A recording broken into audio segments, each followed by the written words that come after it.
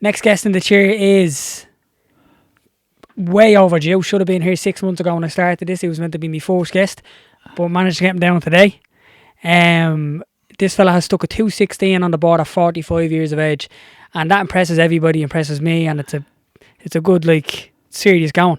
But what impresses me the most out of him is how year after year he was able to stick 5 marathons in 6 months on the board for about 5 years straight in a 5-year period. You were doing this year after year. Yeah? Don't know how you were getting away with it. So, Gary O'Hanlon, what is the gig? Thanks for having me. It's been overdue. Yeah. For the last 4 or 5 months trying to get a date that suited both of us, but we're here today, so thanks. How was training today? Tough. Yeah? Yeah, the fitness has slipped a lot. Yeah, back what?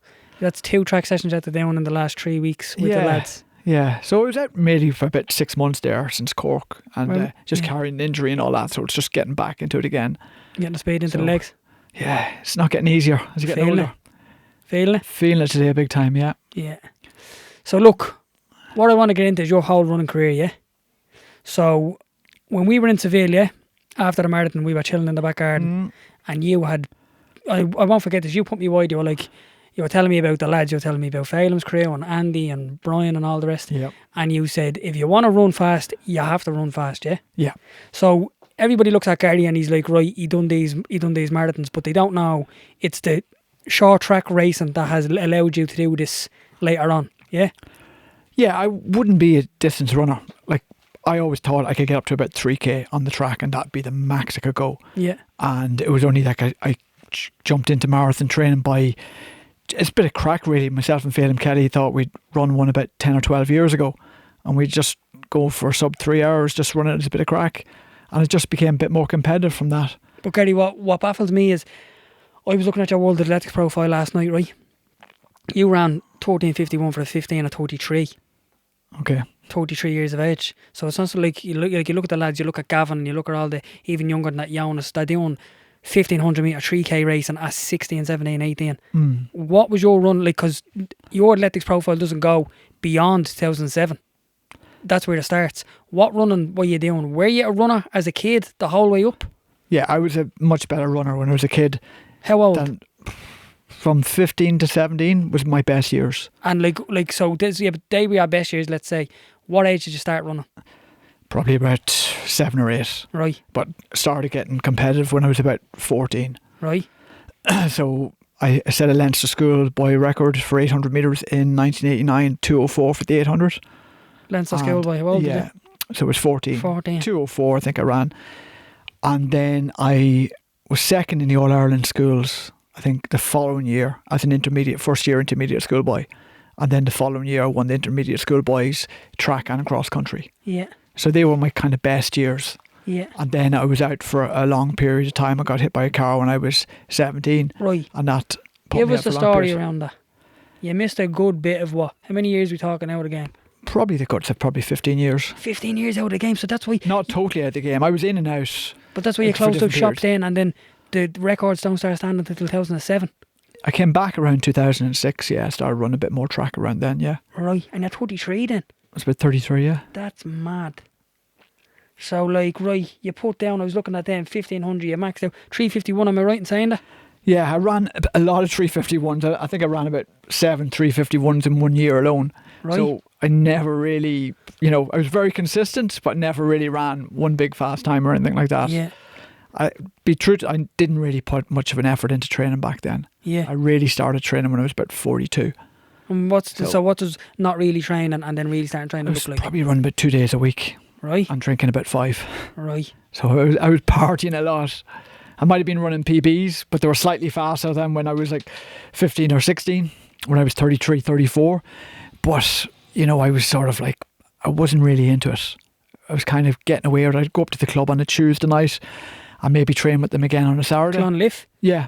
Right. But I wouldn't really do any running in between that. Right. Like if somebody called at the house and said we're going to go for a run, I'd go for like a 50-minute run with them or something like that. But I was never fully committed to it. It was just...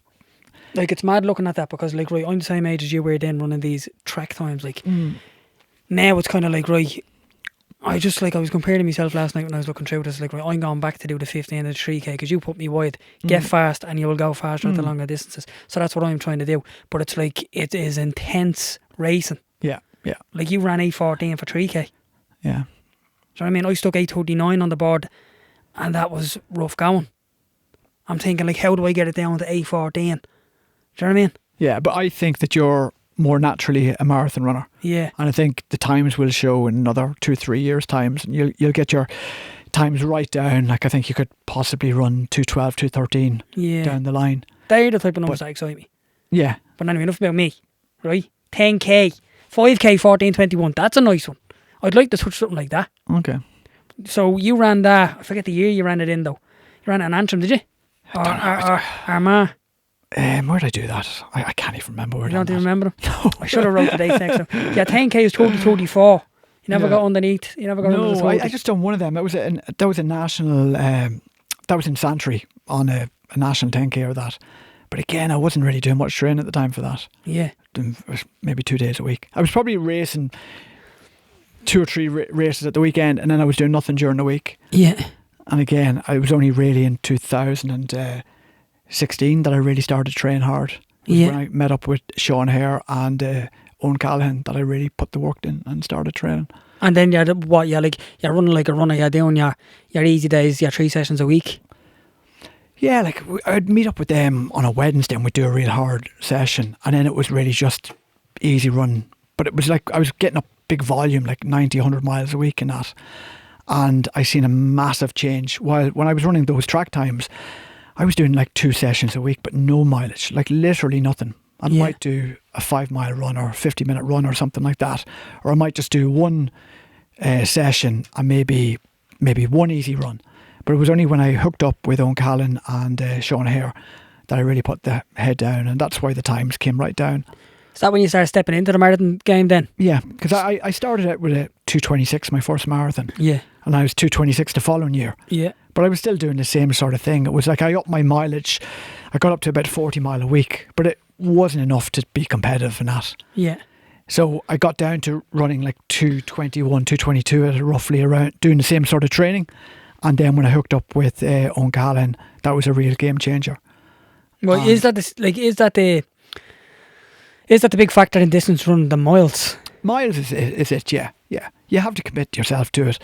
Like, people think, I can only run like 3 or 4 days a week, but they still have time to do strength and conditioning 3 or 4 days a week on top of that. Well, I say, if you want to be a good runner, you run. If you want to be good at the violin, you play the violin. If you want to be good at strength and conditioning, you do strength and conditioning. Yeah. But if you want to run marathons and do well, you have to put the mileage in. Yeah. So it was like when you're training with guys doing that sort of mileage and you're just trying to hang with them and go for runs with them every day, the mileage just build up. And what type of miles are you clocking here? Weekly? That time. Big weeks, like? Big weeks I was getting up to 100 miles a week. 100 miles a week? Yeah.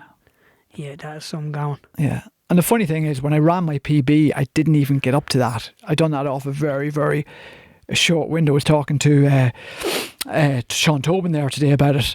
Like, I think I'd done that off 7 weeks training, and the most I got up to was 80 miles that time for a short period. Yeah. But I think it was the years of consistent training I had before that paid for that, paid dividend then when I came out and ran that 2:16. Yeah. Yeah, I was looking at 2011, you stepped into it, yeah?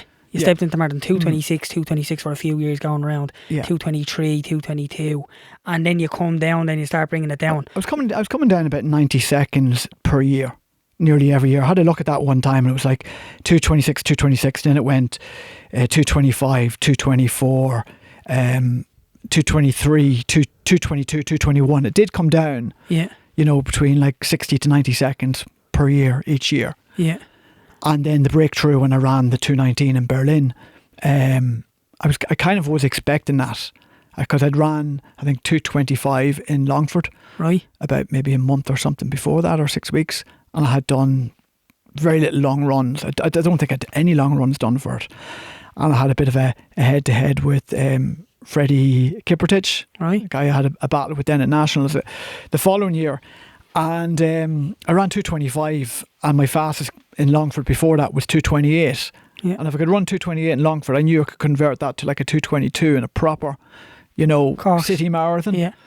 So when I ran 2:25 in Longford, I kind of had a good idea I was going to break 2:20 then the next marathon. Yeah. Right. So like 30. Do you know the amount you've done? 30. Killian Lornigan has all this on his stats. He's great for stats, and sometimes he sends me the amount of marathons I've done and this, that, and the other. So I think he might have said I've 80 or something done. I forget. Well, the World Athletics profile only gives you 40. No, I've at least 80. Like, how are you getting away with it? Like, how? He told me. I think he said something about before. You have 80 marathons done, or 78, and this is like 2 marathons ago, and your average is like 2:28 or something like that. It's madness. And like your S&C, you don't even do it. No. Do you know what I mean? So what is it? Like, it's just the body was just conditioned. It was just able for it. Yeah, I think it just... You were banging them out like 3 weeks in a row. Like I was looking at them, I was like last night, I was like, what the fuck? Yeah, I think I ran something like 3 or 4 marathons in an average of 2:18 in the space of 2 months. Yeah. I think that was probably the purple moment, and I should have really smashed a big marathon during that, which I didn't. I ran 2:20 in Longford. Yeah. So I think it was 2:20.58, and the longest I'd ran in a training run or any type of run before that was 13 miles. Yeah. So when I ran that and I was running Berlin 5 weeks later, I thought I was going to pull out a 2:14 or something like that. And I remember we were in a conference room and it was all set up for Kipchoge. He was going for the world record. Yeah. And they had all the pacemakers all set out, and they said, right, these are the pacemakers that are going to go out for Kipchoge at 2:01. Yeah. These are the pacemakers that are going to go out for 2:05. These are the pacemakers that are going to go out for 2:11. And these are the pacemakers for 2:15.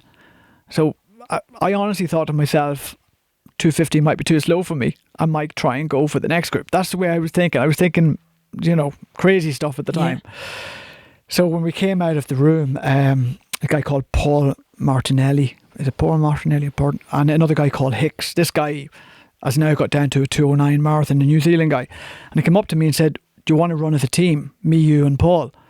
And he says, we're going to run 2:15 or that. And he says, what we're going to do is we're going to run with the lead women. I think it was one of the Baba. Mm-hmm. Yeah, we're going to run with her for the first half, and then we're going to push on. And I was going to say, no, I'm in better shape than that. In my own head, I was saying, no. I says, I'm going to do my own thing. So I was going to go with the sub 2:15 crew and that. And he said, well, you understand, 2:15 for these guys means 2:14 low. They're going to go well under it. Yeah. So I said, no, listen, I'm going to go with them. So gun goes off anyway. And I remember there was 200 metre splits. They were giving out, shouting, because everything was for Kipchoge. Yeah. So the whole race is set up for him that he's going to go through each split 70 seconds per 400 and this, that and the other. I remember going off, and the crew that we were with, the 2:15 crew, it just felt just a little bit too fast. It just knew there was something just didn't feel right. I remember we cut across the road to grab water at 5k, and when I came back from grabbing the water, there was a gap of 15 metres, and I was going, this is crazy, I can't hold this. Yeah. And I took a glance at my watch, and it was like a 4:50 mile pace. I said, this is mad. I said, I'm going to have to back off this. So I looked back, and there was nobody behind me for about 80, 90 metres, and I'm stuck in no man's land. And I'm looking at the crew that I'm supposed to be with, and they're like 40 metres up the road now. I'm going, this is bad. So for the next like 14 mile, I'm on my own. And I remember this guy, he was with Hanson's, the Brooks Hanson crew, one of their sponsored athletes. He came up behind me and I said, lovely, I have somebody at long last. You're running Berlin, which is a packed marathon with 40,000 people, and I'm on my own for like 14 miles. So you know how this is getting pretty hard. So he ran up behind me, and I just goes to him after about a mile of him dragging behind me to, come on, help me out here. And he just went to the other side of the road and pulled away from me. Yeah. So I'm on my own here. So 2 miles down further up the road, Paul Martinelli and this other guy shouts at me, come on, jump on the back of us. So I held on to them for about a half mile, and then they pulled off. 2 guys, I think, ran 2:16 or something like that. And I ran 2:19. I was walking the last, I think, 2 or 3 mile. I had to stop and walk a couple of times. But this was your PB at that stage? This was a time that I thought I was going to annihilate my PB. Right. I think I'd ran like 2:18 in Dublin or something like that there, right. Or 2:20 the previous year, and I was going to smash it. But anyway, it wasn't 2017, the 2:18. Sorry? In 2017, is this that 2:18 one? I ran 2:18 in 2017, but I was going into Berlin in probably the best shape I was ever in the following year. Yeah. So if you ever ask me what was my hardest marathon, this was That probably it. Yeah. So tell me, give us it in London, I think the year before that. Give us a story around the broken ankle one. Yeah, well, What year was that? That was 2016. 2016. And that was the first time that I started training with Sean Hare and Owen Callan. Yeah. And I was in really good shape at that time. Right. Yeah. I can remember doing a long run with Sean, and this was in just, I think there was even just training shoes, weren't even flats. And I remember we started off running like 5:55 the first mile and worked right down to it. And I remember with about, I think 6 miles to go, he said, man, we're running 5:20s here. Yeah. You need to back off. And it felt so easy. It felt so good. And finishing in about 5:05s, 5:10s. And I remember lining up for Dublin that year, and it was probably the best shape I was ever in. It was 2016. And I was running with, it was Sergio, myself and Sean. And we were just running in with the elite athletes and that. And it was coming up to where the zoo is there. Yeah. You know, where it's split in two, where the marathon goes through it. And it was just a bit of pavement. And I didn't realise that where the road ended and the pavement started with all the leaves. And I stood on it, and my ankle went over, and that was it. And I knew that it was broke, kind of, and I tried to walk, and it was too painful to walk, and I said, just keep running. Yeah. I knew that my sister and my nephews would be up by Castleknock, and I was saying, right, the race is done, but I'm just going to try and just keep going. Yeah. And I was only able to tip one foot on the ground, just on the outside of one foot, just barely tipping. I was getting no push off it. And I was still third Irishman, not to about 3 miles to go. Mark Herwin went past me with 3 miles to go around UCD. Yeah. And I just said, just try and hang on to him as best I can here. And I still ran 2:22. Yeah, because I seen the picture after, and the ankle was in a chocker. Yeah, I was out like a balloon. And I remember when you told me this story, I was like, you hardly ran a marathon. You hardly ran 2:22 with a broken ankle. And then I seen the picture. You sent it to me after. So it was a painful last 22.5 mile. So Gary, that running that marathon on the broken ankle, yeah. Is this where this ability to like just suffer in the moment of no matter what comes from? Like, there was many moments in training sessions that like we've started. I remember knocking at your door some mornings, getting you out of bed. No sleep. Babies crying out through the night. Going into the park. Yeah. Suffering in the warm-up. And maybe bleeding, hitting you with 100 questions. One of the Instagram videos, you can see it. You're like just trying to get through it. And you get in, you start off, and like that, I'd be thinking to myself, he's not getting through the session here. And then you just come into yourself then halfway through. Yeah. So like, how do you manage that? Like, I think it's just, you have to just switch on and you know, it is a tough sport. It's not easy. And a lot of people will say to me, it's the same with coaching. People say, well, I don't have time and things like that. You know, I've got kids, and, you know, most of the times I'd be going on like 3 or 4 hours sleep max a night. And that's probably tiredness, lack of sleep would be the hardest thing for me. Yeah. And it's really just trying to overcome that. And I find once you get the first couple of miles in, it's okay. Do you know what I mean? But it is tough just trying to start. And especially when you know you have a hard session ahead of you. It could be like one of the marathon pre-Seville sessions that we done in the lead up to it. Yeah. So yeah, it's not easy, but you really just, I always think running is 80% mental and 20% physical. Yeah. You really, really have to switch on. It's not easy. And if people think it's a fun sport, well, it is at a certain level. But if you want to push yourself and get the most out of yourself, it's a tough gig. Yeah, big time. Right, and right. So then off the back of that, how long were you out for? I'd say about 5 months. I ran again after 5 or 6 weeks, but then I couldn't run again for 5 months after it. Like, I'd done that much damage. Yeah. That it wasn't right. Even to this day, it's not right. Like, I can't go around bends. I have to curl my toes and really grip on. I've got no power on my ankle at all here, on my right ankle. Yeah. So tell me, right, the national title you win then, 2:16. Yeah. What was that like?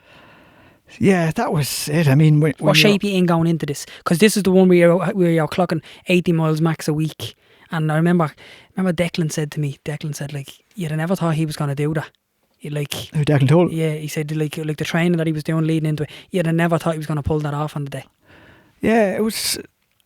I tell you, that 5 months that I was off completely with the ankle, I put on a good lot of weight. I was probably put on about 3 stone and that, and I can easily put on weight. I remember seeing the picture of you. I know. I remember seeing the picture of you. Yeah, Barry Minnick, yeah. Yeah, no, because you're like you're lean and you're a whippet. You know what I mean? So then when you see it, then all like carrying a bit of timber, you're like, because I've got the worst diet. Yeah. Like, I mean, I probably drink about 2 or 3 cans, or probably drink about 3 cans of Coke a day and a couple of packets of biscuits. I've just a terrible diet. But Barry Minnick gave me a call and said, "Do you fancy pacemaking me? I want to break the world record for a man wearing a suit." Right. I said, "Barry, I haven't ran like 5 months." And he says, "Well, you've got 2 weeks. Try and get yourself in some sort of shape in 2 weeks." So I said about a week to go, I said, "Barry, I can't do it. I'm not training. I'm not running." He says, "Come on, just even if you can get me to like 7 or 8 mile, go on, give it a go." So I went out and ran 3 mile. And then I went and done the 7 mile like time trial to see what I could do. And I ran something like 7:15 per mile.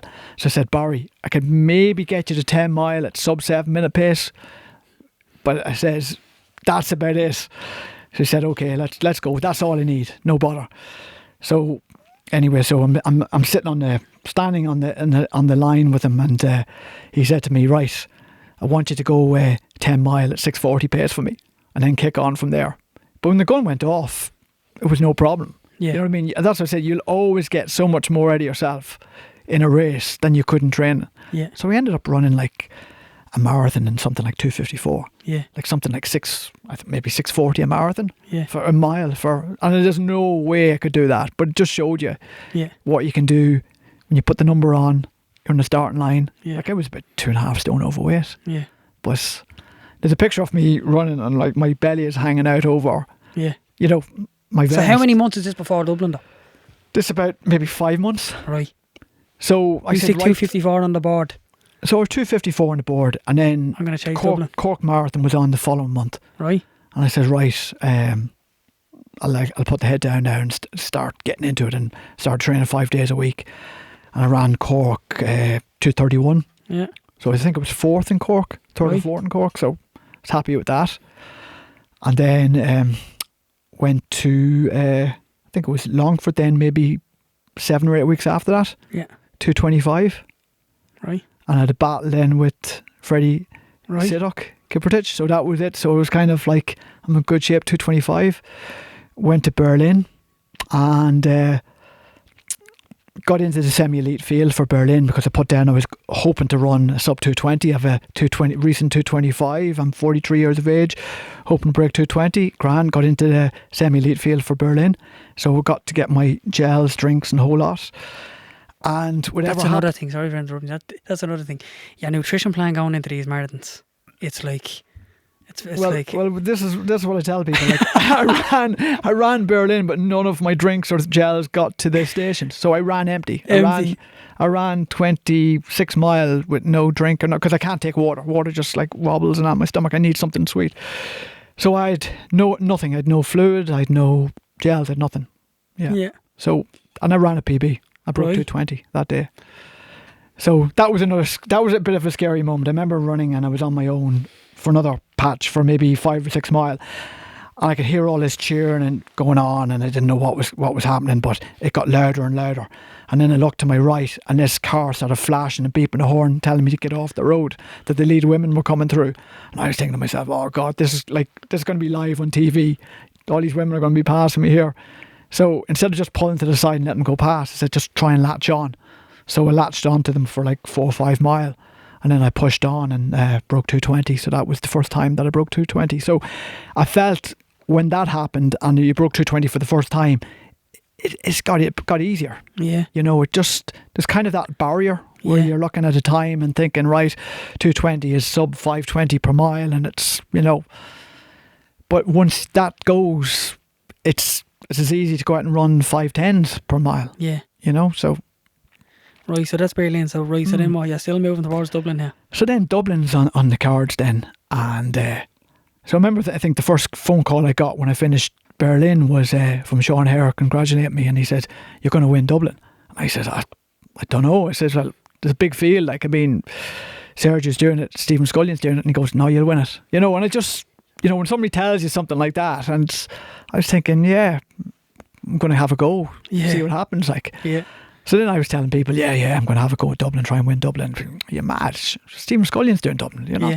There's no way you're going to beat him. Sure, you're mid-40s. He's in his 20s. Like, there's no way you're going to. And do you not see what he's doing up in Flagstaff or wherever he's doing his training? They were showing me, like, things on Strava where he's doing 20 mile at, like, 5:20 pace at high altitude and stuff like that. And saying, like, the guy's going to run mad time, like, so best run for second. Right. But in the back of my head, I was thinking, no, I'm going to try and win this. So I remember saying to, I think it was Killian Lornigan, I said, just when the gun goes, I'm not going to try and run with him early on. I says, because there's a chance he's thinking I can win this race overall. Not just win the national title, but he's looking to win the race overall.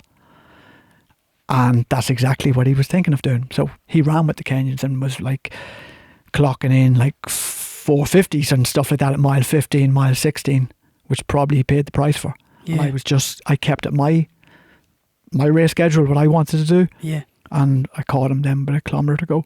No way. Yeah. So what I say? So you're talking weird. You're in Donnybrook there. Yeah, it was just about. I think it was a kilometre to go. Yeah. And what I said to Killian beforehand, I said, I just want to get. I want to know what the gap is. I said I can't run with him early on because he's just going to probably go out in 105 for the first half marathon or something crazy. I said I don't want to run with him, but what I want to know is when the gap goes to 90 seconds, let me know then, because that's as far as I'm going to let the gap go, and then I'm going to try and close it. So I remember at mile 14, he said the gap's now 90 seconds. It was like 70 seconds at mile 12, then it was like 90 seconds at mile 15. I said, right, here's where I go. And then he said to me at mile 16, the gap's now 140. And I go, it can't be, because I'm really pushing the pace here. Yeah. And I think there was a section of that marathon where I ran like a 107.20 for a half marathon, trying to close the gap on him. You know what I mean? And I just said to myself, this can't be happening, that he's opening a gap and I'm after knocking out like a 5:01 mile or 5:02 mile. Yeah. And he's still pulling the gap on me. Yeah. So when we were back in the hotel after it, he was like going through the watch and showing me what he'd run, and he'd hit like a 4:51, 4:52 around 15, 16 mile. And that's probably where he'd done the damage. Yeah.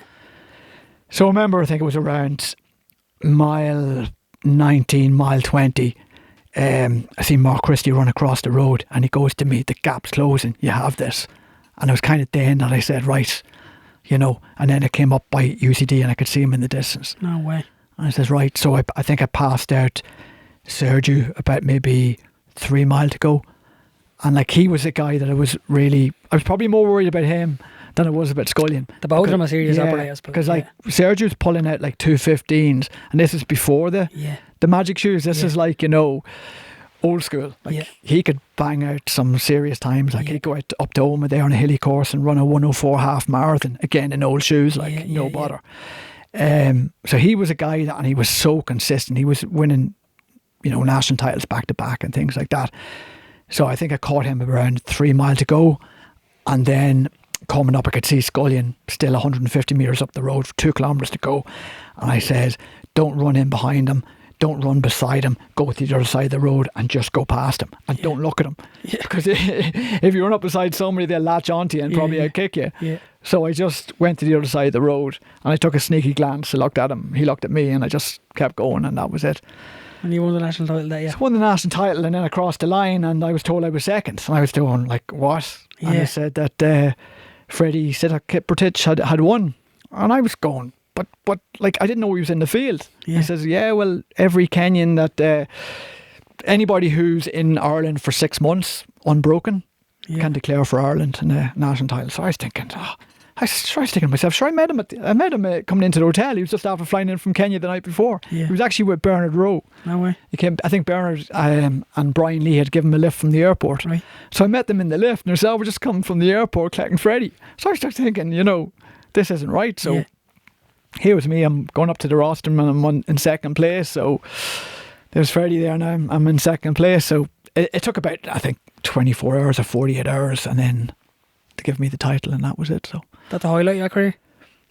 Probably, yeah. I think that was probably the best moment. I think breaking maybe 2:20 was probably, there was a better buzz from that. I think so. Mental.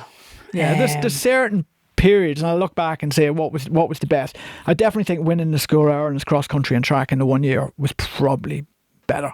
You know, it just running came so much easier then, and like it was just, you thought there was no end to it. There was no, you know, but then again, coming back at 43, 44 and winning the senior title, it was probably matched it. Probably yeah. So another thing you have is the 50k record. Yeah. Donna D gets some hype now at the moment. I know, big time, yeah. So you have what, 249 there? 249, and that was definitely my best run ever. That was way better than the 216. Yeah, because when I ran the 216, I'd done that off a very short period, 7.5 weeks. Yeah. Again, I was like 2.5 stone overweight, 7.5 weeks out from that race. Didn't think I was going to do it. And I remember going to Carlingford with a bunch of lads, with Phelan himself and Killian O'Leary, Kevin Moriarty, a gang of runners and stuff like that. And we just went on the beer for a couple of days up in Carlingford. Yeah. I remember getting ready to go out, and I went to put on a t-shirt, and I couldn't get into it, like, so I took it off and I was going to put on a shirt, and Killian robbed the shirt on me, you know, so I'd have to go out in this t-shirt. And I said, lads, I can't fit into it, I can't breathe, like. And he was laughing like I'd that much weight on me. So I said, right, I'm not going to go out unless you give me my shirt back. I'm not going out, you know. So I wore this shirt, but I was carrying a serious amount of timber, 7.5 weeks out from that race. And I remember I came up to Dublin Track Club session 10 days later, and Nelly said, what are you doing up here? Like, I says, I'm going to do Dublin. He goes, don't be stupid. She says, look at the weight of you. Like, you know what I mean? He says, that's in 6 weeks' time. Like, what? He says, join me in the commentary box and we'll have a bit of crack, a bit of banter. And I said, no, I want to do it. So I think it was just because I had that short window, and I really, really wanted to, you know, give it a go, and that was it. And I ended up running 216 PB 45. Yeah. So after that, I really put the head down. I didn't let the fitness go.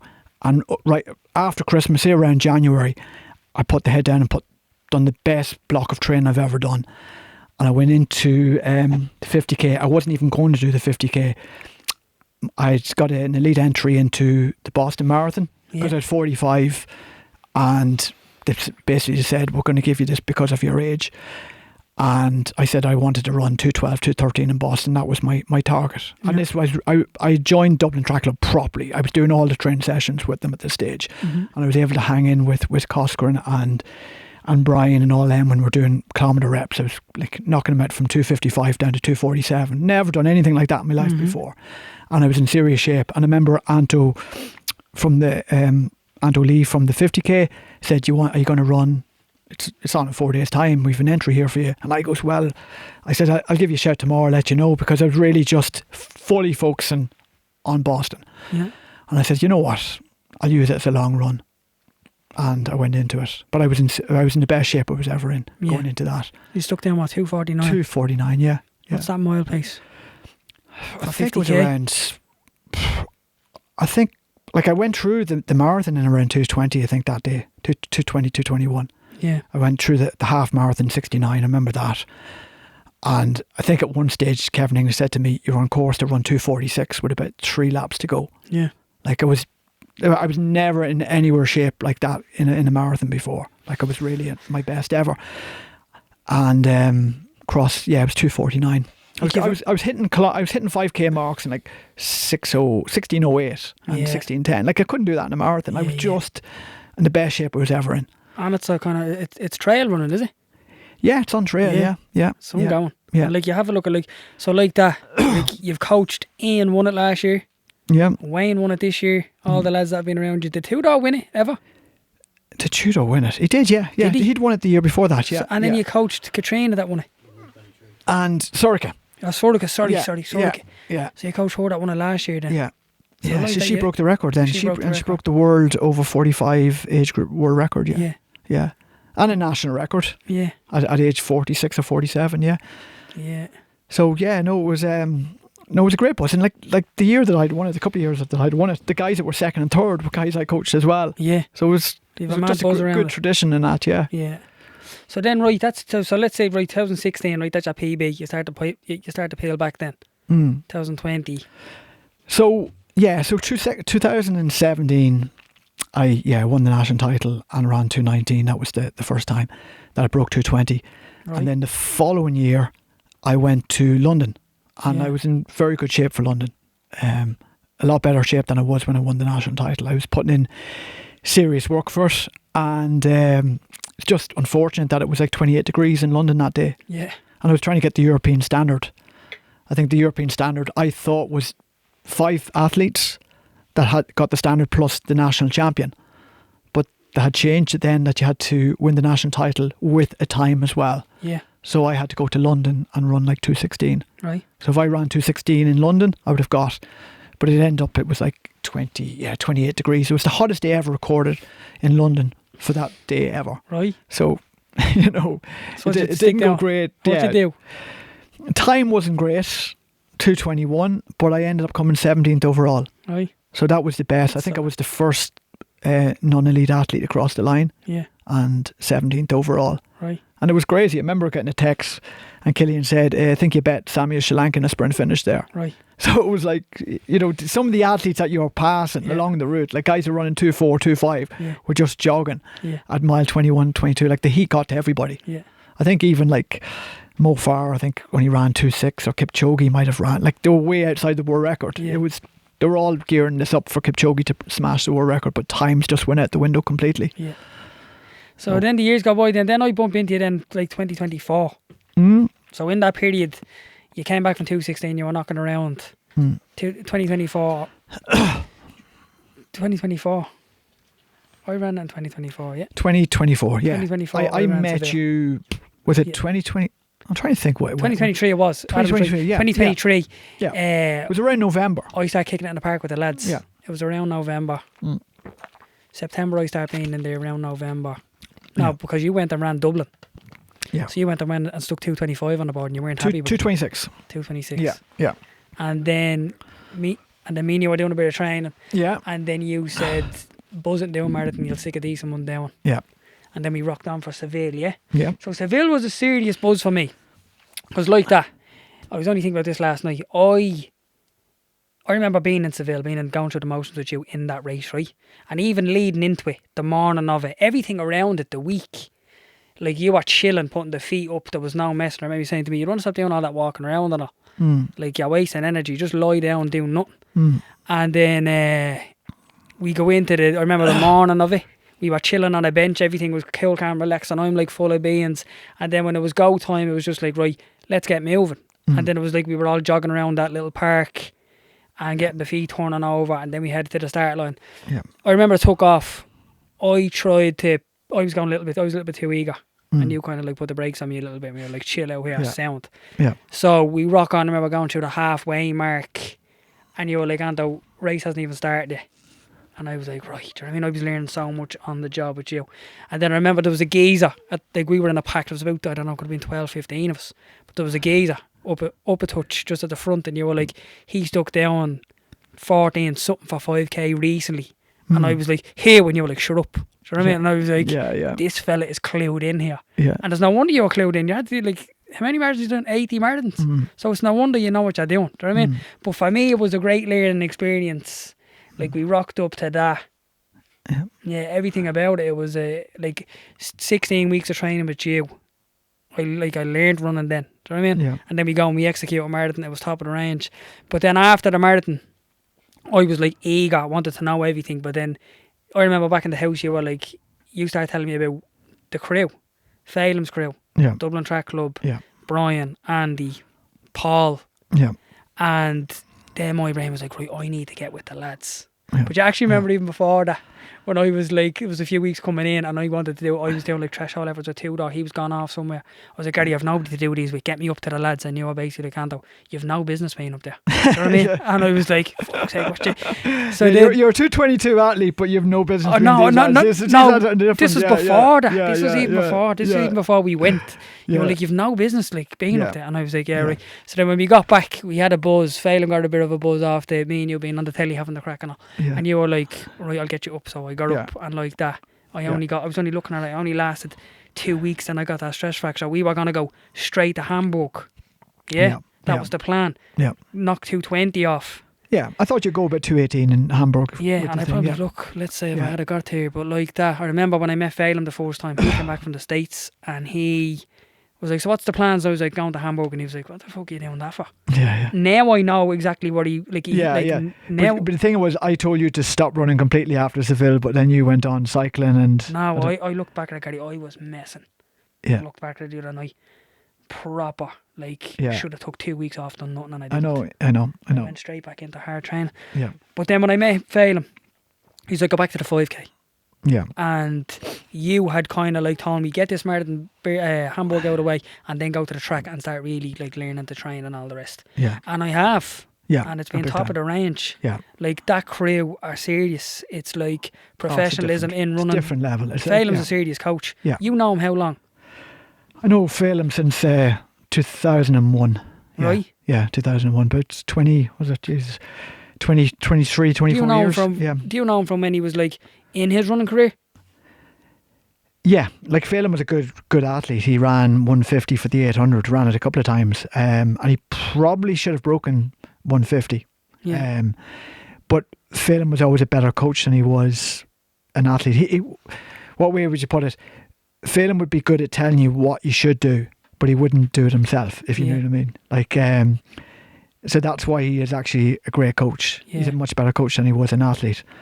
I don't think people in Ireland fully understand what he's achieved as a coach. Yeah. Like, I was only talking to Sean Tobin there this morning about it, and he goes, he was out for a session there last year, and he looked around and he goes, I'm the only one here that doesn't hold a national senior track record. Yeah. He says, Dublin Track Club hold every record from outside of 400, so from 500 metres right to the marathon. Everything. Yeah. Across the board, except for the 10k and the steeplechase. And they were the two easy records that Phelim said we're going to take. You know what I mean? And this should have been, like, I mean, Andrew would break. Andrew probably would go out and run 27:10 for a 10k if he ran one tomorrow. But, like, I think, what is it? Mark holds the 500 metres outdoor record, which was the second fastest time ever behind Rhodesia. You've got like the indoor 800 and outdoor 800 from Mark, the indoor outdoor from Andrew, the 5k from Brian 13:01. You know, right up Pico 2:09 for the marathon. And he, you know, straight away he was asked who's his coach. He says Phelim Kelly taught me everything I know. He's the main man. So, like, he's everything. He's took 8 athletes to the Olympic Games. Yeah. You know what I mean? In such a short period of time. Like, it's a big achievement to take one athlete to the Olympic Games. Yeah. And, like, you know, like Andrew said it umpteen times, he's took him from nothing to where he was. He said, I was busted at 341 for 1500. Yeah. And he took him back. Like, it's easy taking an athlete if you get handed a good athlete. Like, it's easy for me. Like, you came to me when you, like, your best was about 120 for a half marathon, but I knew there was a lot more in you. Yeah. It was easy to get you down to a 222 for a marathon. But he took athletes like Sean Tobin that were way past our best and were slipping right down. Do you know what I mean? Yeah. And he took them from that to bringing them to come in 10th in the European Championships, to running PBs in every distance. He took a guy like Brian Fay from a schoolboy running in basketball shoes at 12 years of age to running a 13:01 5k. You know, he's taken Andrew Coscoran, who's, you know, gone to American scholarship, didn't work out for him, his times were slipping, to go out and smash every Irish record. He's done 2 in 2 weeks there. 2 in 2 weeks. He's just like, it's phenomenal what he's done. Yeah. You know what I mean? Mark English was slipping all the time, down to like 147 at one stage, and he took him to breaking national senior records for 800 in his 30s. Yeah. Like, nobody does that for 800 in their 30s. Do you know what I mean? So he has that gift. And when you're with him, like, you know you're in the presence of a serious coach, yeah? Yeah. And, like, that's what I said to you. I said, I would coach you to a period. And I would have liked to have got one marathon more with you and got you down to about 218 and then hand you on to Phelim. But, yeah, and then it was like, you kept saying to you're like, what's the story? We going to Seville and all, and like Phelim's put me into cross country and like track running, and I was like, I'm not going near the marathon. Don't know how to tell Carty that I'm not going anywhere near Seville. I'm sticking to like whatever he says. Yeah, yeah. So Seville, yeah. Seville was a serious buzz. I learned loads from watching you the week leading in, the day of it, yeah? Yeah. Week leading in, we were out chilling in the gaff. It was good we got the gaff. That was my part of the plan. That was I was like, right, we get that boxed off. We have a HQ, we can chill, get the head together, put a plan together. So the week leading in, you came down with a little bit of a bleeding flu. That's right. Remember, you're in the bed for 2 days, getting fed through the window. Yeah. I didn't want. I was like trying to stay away. I was like, and then I was half thinking to me, Mrs. Right. Kate was the only one looking after me. The rest is just Kate was looking after me. Yeah. But then, I I was thinking he's bleeding. I was thinking he's half faking this. He's probably down there just chilling, resting the legs. You know what I mean? So, Carty, what is the crack with that? Like leading into the marathon week of it, spend like very little moving around. Yeah, you just have to completely relax and just like people have this idea of that they're tapering for 3 weeks and stuff like that, and just pure madness. You know, like they're trying to break 3 hours for a marathon, and then they're tapering from 3 weeks out from it because they're reading something in Runner's World that tells them they have to do a 3 week taper and stuff like that. And this is the knowledge that they're getting this from is somebody who can't break 4 hours for a marathon. Do you know what I mean? If you're looking to break 3 hours for a marathon, which is like 6:52 per mile or 4:15 per kilometre, and you've been taking it easy for 3 weeks, how are you supposed to go and run 26 mile or 42k at that sort of pace? You have to, like even I was getting you out to do the short kept sessions. Asking me, how are you feeling? And I was like, yeah, and you were like, you don't want to feel good until Friday. Yeah, exactly. And I was like, it was like, even when I was like saying, I was like, you'd have me out doing, we were only doing 5k a day, but you had me doing strides and you kept keeping, you don't want to start that freshness to come around till about 2 days before. Exactly. And that's what I'm telling my athletes now. Yeah.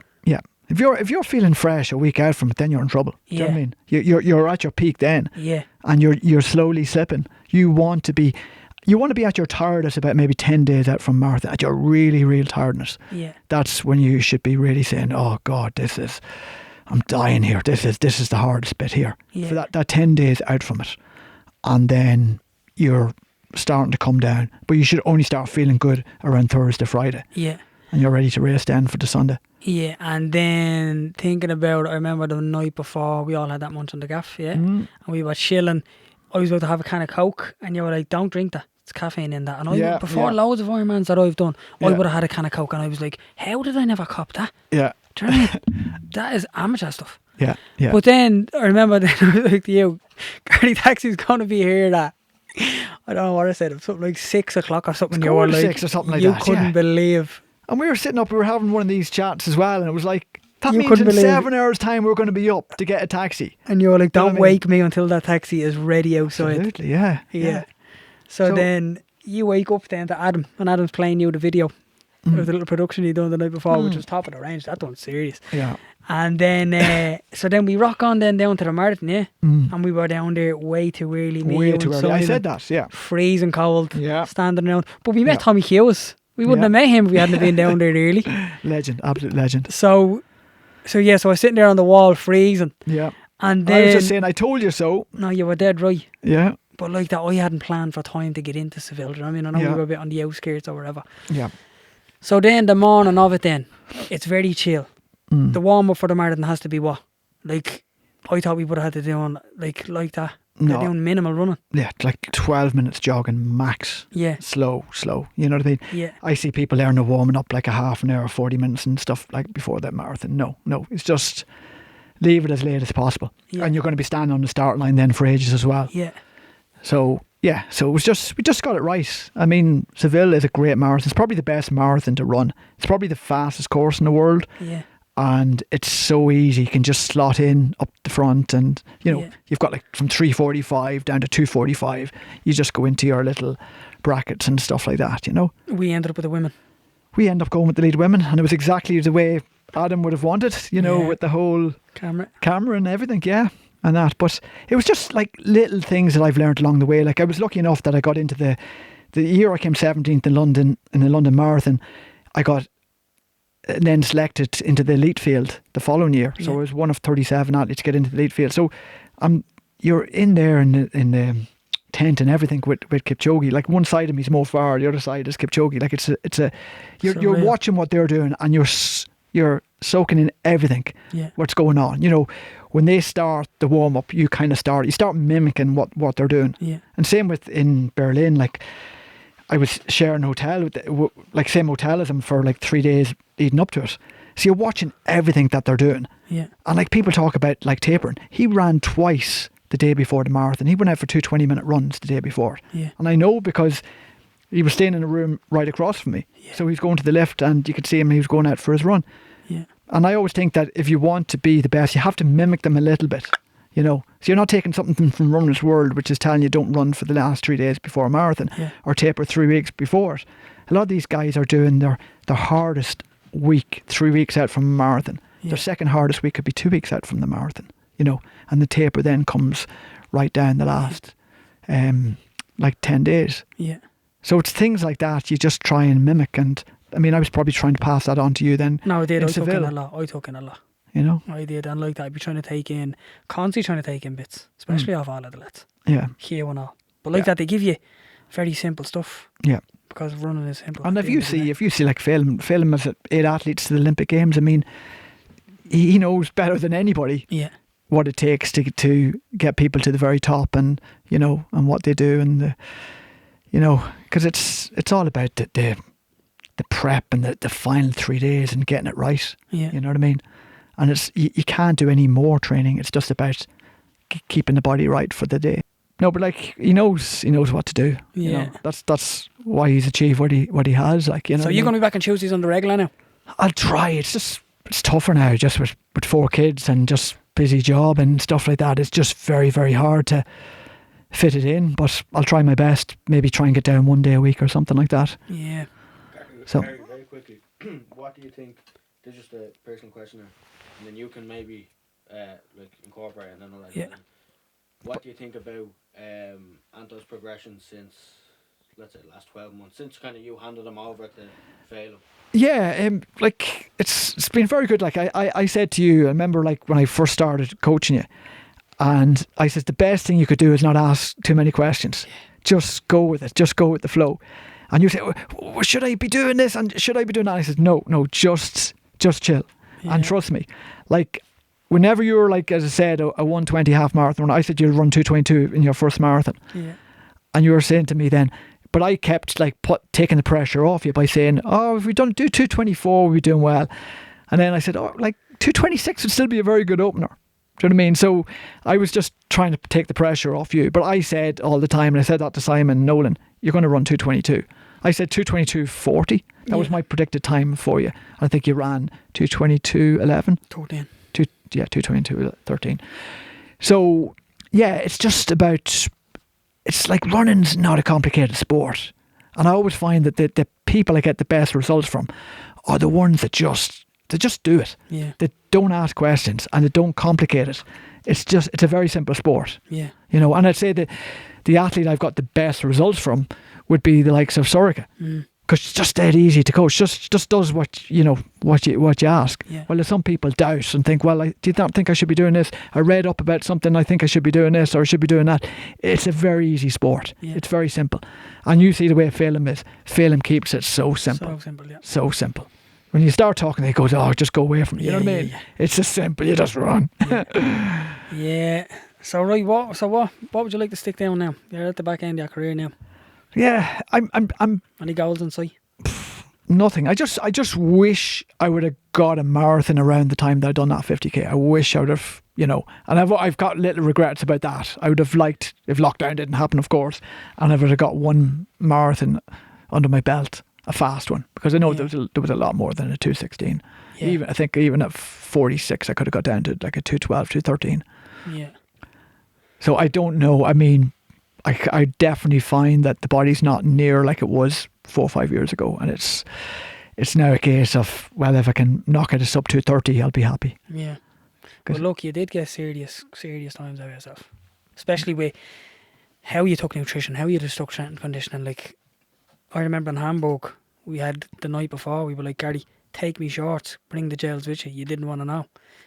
Came by us at 10k. I said, fail him, has your gels. You ran straight by him.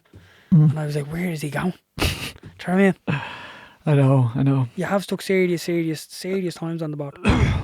And yeah, look, I hope you're back up training. It's a great buzzing around. Yeah.